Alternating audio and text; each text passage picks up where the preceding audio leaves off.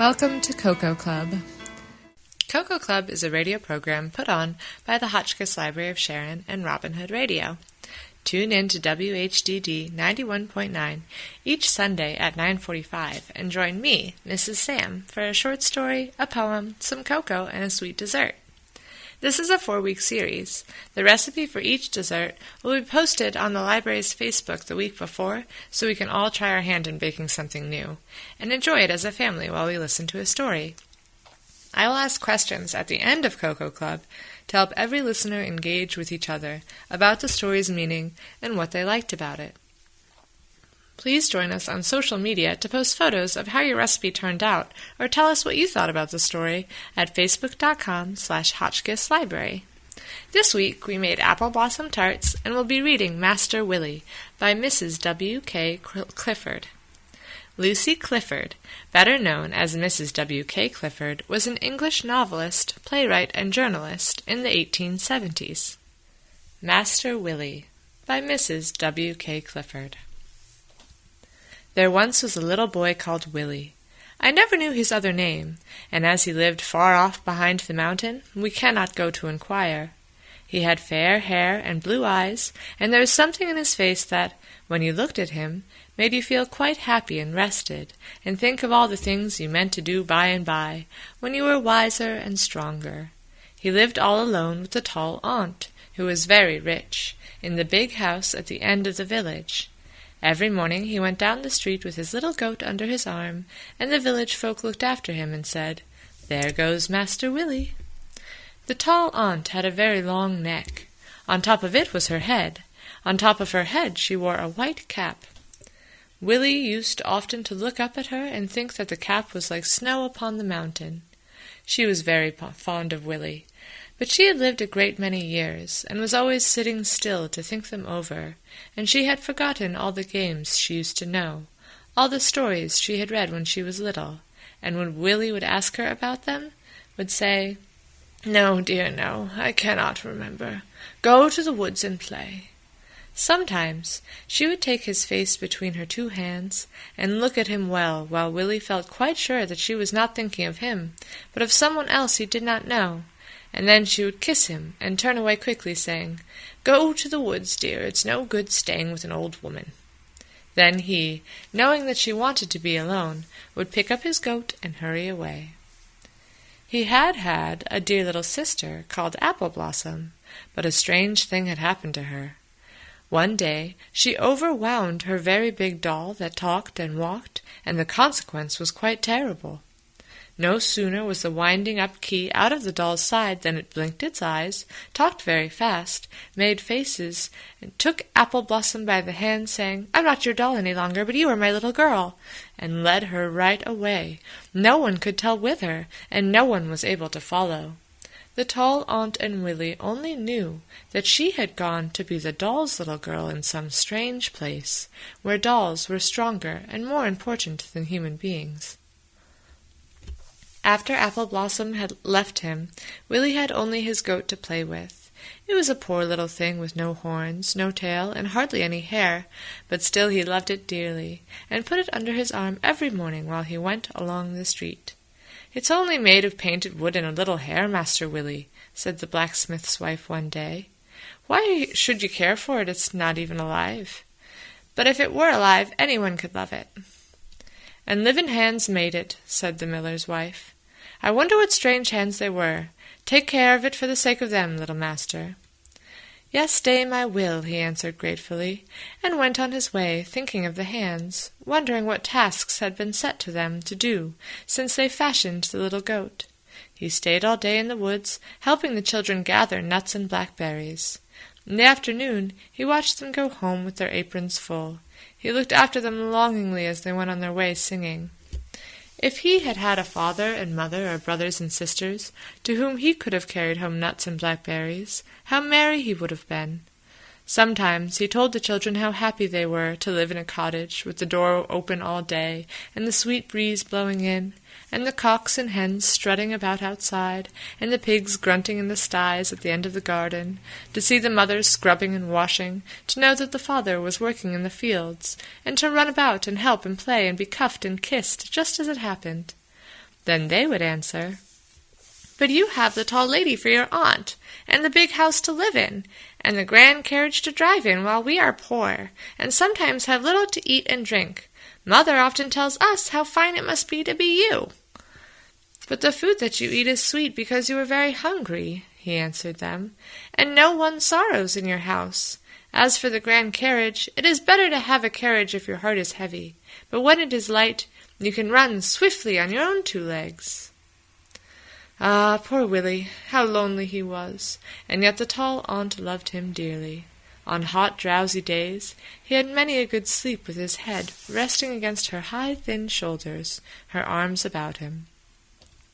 One afternoon, clasping his goat as usual, he sat down by the pond. All the children had gone home, so he was quite alone, but he was glad to look at the pond and think. There were so many strange things in the world, it seemed as if he would never have done thinking about them, not if he lived to be 100. He rested his elbows on his knees and sat staring at the pond. Overhead the trees were whispering. Behind him, in and out of their holes, the rabbits whisked. Far off he could hear the twitter of a swallow. The foxglove was dead. The bracken was turning brown.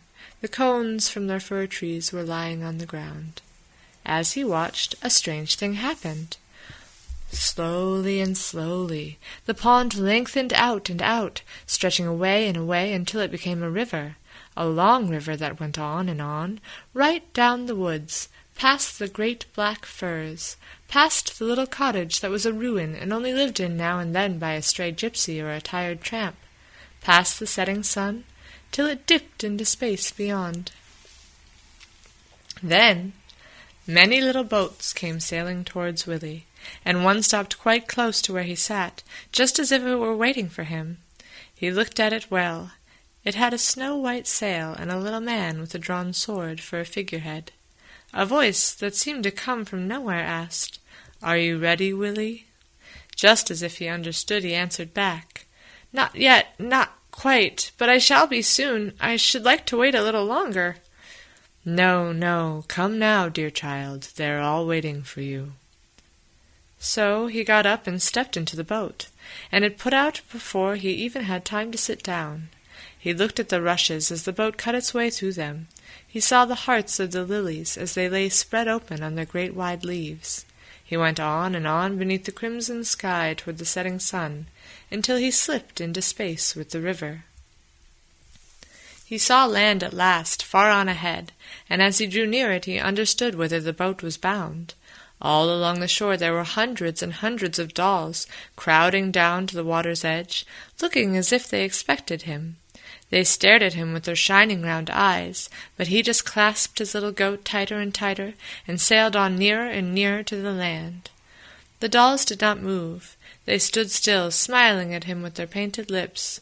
Then suddenly they opened their painted mouths and put out their painted tongues at him. But still he was not afraid.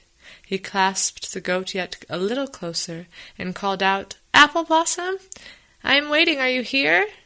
Just as he had expected, he heard Apple Blossom's voice answering from the back of the toy town. "Yes, dear brother, I'm coming."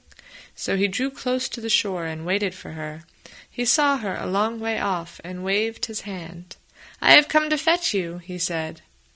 But I cannot go with you unless I am bought," she answered sadly, "for now there is wire spring inside me, and look at my arms, dear brother." And pulling up her pink muslin sleeves, she showed him that they were stuffed with sawdust. "Go home and bring the money to pay for me," she cried, "and then I can come home again." But the dolls had crowded up behind, so he might not turn his boat around. "Straight on!" cried Apple Blossom in despair. "What does it matter whether you go backwards or forwards, if you only keep straight when you live in a world that is round?" So he sailed on once more beneath the sky that was getting grey, through all the shadows that gathered round, beneath the pale moon and the little stars that came out one by one and watched him from the sky. I saw him coming towards the land of storybooks. That was how I knew about him, dear children. He was very tired and had fallen asleep, but the boat stopped quite naturally, as if it knew that I had been waiting for him. I stooped and kissed his eyes, and looked at his little pale face, and lifting him softly in my arms, put him into this book to rest. That is how he came here. That is how he came to be here for you to know. But in the toy land, Apple Blossom waits, with the wire spring in her chest, and the sawdust in her limbs. And at home, in the big house at the end of the village, the aunt weeps and wails and wonders if she will ever see again the children she loves so well. She will not wait very long, dear children. I know how it will all be.